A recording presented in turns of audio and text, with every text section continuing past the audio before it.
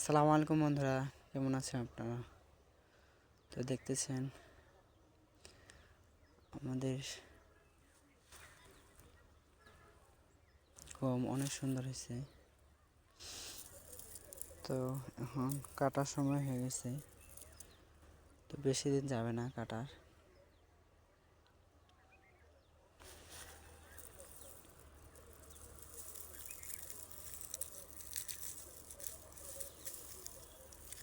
দেখুন গম কিন্তু পরিপক্কতা পেয়ে গেছে, একদম অসাধারণ।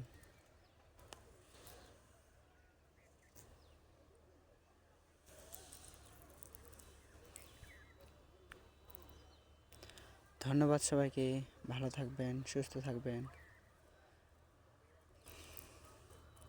রমজান মোবারক।